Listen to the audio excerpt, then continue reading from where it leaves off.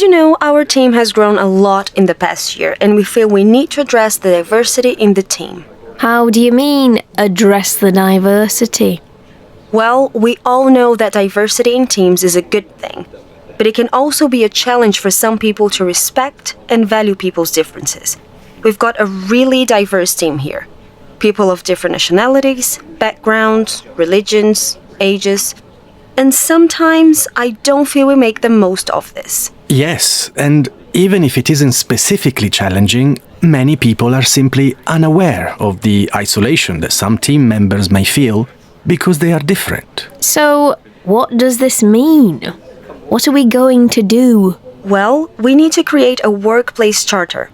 You know, one that promotes equality, diversity, and inclusion. That sounds like a good idea, but will people just see it as something the management team has created? Maybe they won't even pay attention to it. I know. That's why we're going to involve everyone in creating it. That's a good idea. We could run some workshops and get ideas from the employees about how we can create a more inclusive workplace. Exactly. I was thinking that before that, we could run some team-building sessions so they can experience the value of diversity for themselves. Yes, I like that. Many people see diversity as something negative, often because there are different opinions or ways of doing things. Yes, I know, but if there's no diversity, then the risk is that we all work in the same way, think the same, and see the world the same. This makes it hard to be creative and to innovate. I completely agree, Nina. Okay, so what do you want us to do? Stefano, can you look for a successful trainer who specializes in running workshops and team-building sessions on diversity and inclusion? Sure, I'll be happy to. And Brenda, can you find a fun venue, somewhere that is quite diverse itself? Something that's not the usual seminar-style environment. Sure, that'll be fun. And I'm going to do some further research into how other organizations are benefiting from their diversity. I can share this with the whole team. Hello and good morning. Well, we're off to a good start in the south this week as most of the rain from the weekend has disappeared. Just a few patches of cloud and maybe some showers here on the east coast. They're all clear up by lunchtime though. Over the next day or so, London and the area around Kent can expect a couple of isolated showers, but mostly dry through until Thursday. It's not such good news for the northwest this week, I'm afraid. More wet weather and not a lot of sunshine. Some of today's showers will be heavy and even thundery in Manchester and across the Pennines. Leeds will escape the thunderstorms with drizzle and light rain only throughout the rest of the day and tonight. Elsewhere, it becomes dry today, but with some foggy patches towards Wales. In England, tomorrow morning will see a dry, bright start in most places with high temperatures throughout the week. We might see 1 or 2 thunderstorms appearing as the week goes on, with temperatures everywhere at 29 to 30 degrees. By the weekend, unfortunately, the dry weather will make way for mostly cloudy skies and rain. The rain will move from Scotland down towards the north and reach the south coast by Saturday afternoon. Temperatures at least will stay mostly warm at around 21 degrees for the weekend. It might feel like a nice change from the high 20s and early 30s we'll see in the week.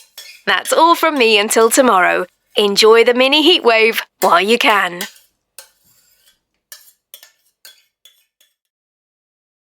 So, today's expert teacher is Gabriella, a university English teacher from Leeds.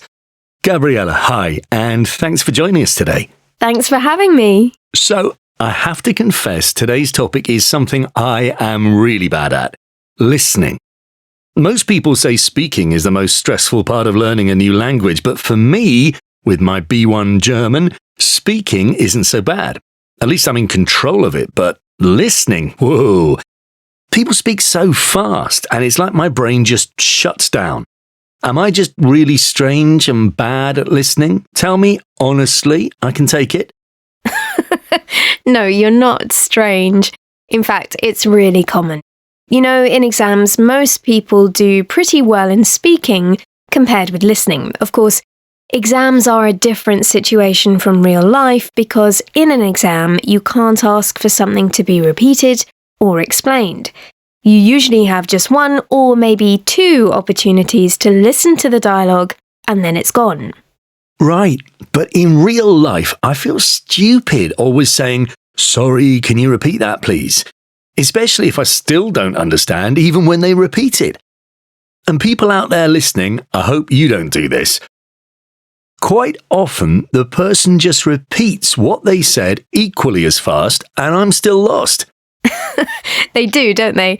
In real life, you've got two strategies. One is to pretend to understand and get out of the conversation as fast as you can. Yep, sounds familiar. But obviously, that's not going to help if it's a conversation with high stakes. It might have important consequences. I mean, if you're just chatting with a stranger at the bus stop, it doesn't matter. But imagine you're at a government office or a bank trying to find out what paperwork you need to get your ID or open a bank account. What can you do then? I hope you got the answer, Gabriella, because I'm coming out in a cold sweat just thinking about either of those situations. The other strategy is to summarize what they said. But how can you do that if you didn't understand what they said? Well, you only start the summary. So you might say, in German in your case, "Okay, so the first thing I have to do is," and make it a question. Or, for example, "And which office is that again?" Break it down into smaller questions and the other person will naturally start answering them. That way you're controlling the conversation a bit more. I get you. Good afternoon, everyone. Welcome to the first lecture of our new course in positive psychology. While some people may associate psychology with looking at what's wrong with us and at what problems we have, there is much more to psychology than that. Positive psychology, for example, looks at how to help people become happier. This lecture begins with a question. What makes a happy life? Now, I'm going to give you one possible answer. A happy life is a life in which you are completely absorbed in what you do. Now, how does this compare with what you and your partner said? This answer comes from the work of Mihaly Csikszentmihalyi and the theory of flow. Csikszentmihalyi is a psychologist who has spent much of his professional life on the study of what makes people happy and how we can find happiness. Csikszentmihalyi suggests the theory that happiness is not caused by external events or things that happen to us. Our perception of these things and how we see these events either makes us happy or sad. In other words, if we want happiness, we have to actively look for it. However, this does not mean that we should always look for happiness. Csikszentmihalyi believed that our happiest moments happen when we are in a state of flow. The theory of flow can be summarized like this. When we are totally involved in or focused on what we are doing, we are in a state of flow. Csikszentmihalyi got the inspiration for this theory when he noticed how artists worked in a studio. They completely lost track of time. They didn't notice they were hungry or tired, and they could work for hours, even days, without stopping. Anyone I've spoken to who has experienced this state of concentration has said it's difficult to explain. The best way to explain it is that it is like being in a river, and the flow of the water carries you away. For the rest of this lecture, I will explore this theory of flow in more detail. First, we will look at Csikszentmihalyi's life and how it influenced his ideas. Then we will look at the conditions that go with a state of flow. What creates flow exactly? Finally, we will look at activities that can help us achieve flow in our everyday lives. Will this course make you happy for life? Well, maybe. Maybe. Right, let's get started. If you look at the next slide.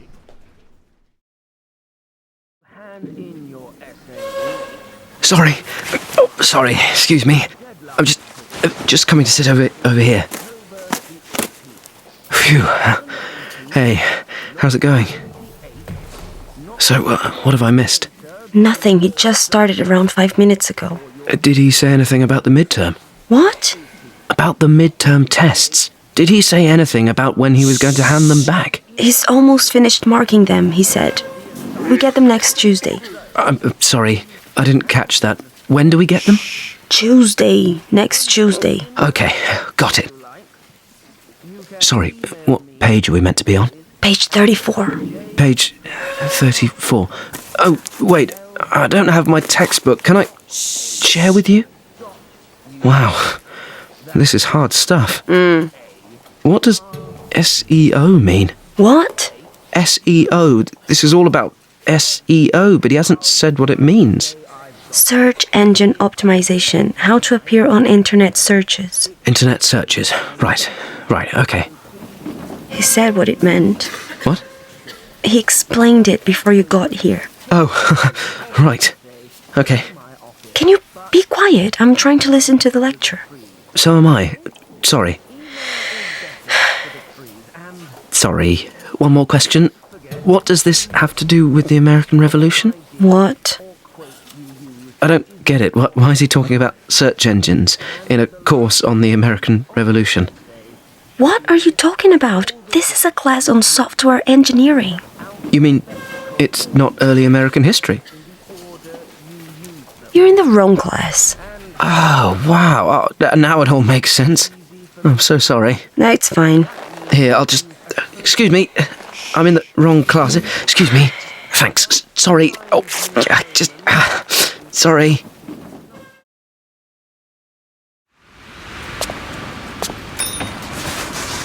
Hello, can I help? Yes, my wife sent me here. I need something for a sore throat and can't stop coughing. Really hurts. Do you have a headache too? Not really, no. Well, we have this syrup and these lozenges. Which is better? They're both good. The syrup is more expensive. Oh, well... I'll take the lozenges then. How many do I take? Just one. I'm sorry. How often should I take it? Just one every 4 to 6 hours. Take it before meal times. Are you allergic to any medicine? No. Then you'll be fine with this. Can I get some antibiotics too? I'm afraid you need a prescription for that. Oh. You know, you should really see a doctor if that cough continues. Thanks. I know. Anything else? No, thanks. That'll be £7.49 then, please. So, did you see the final episode last night? Of course! As if I would miss that. And? It was by far the best episode. Definitely. Yeah, totally. The dragon at the end and all the special effects in that final scene were amazing. I loved that part. But I still don't think this series was as good as the others. Really? But you said you wouldn't want to miss it. I know, but still, it's a lot more predictable than it used to be. But that's because the story has been told so well that all the characters are reaching their destiny now. I don't know.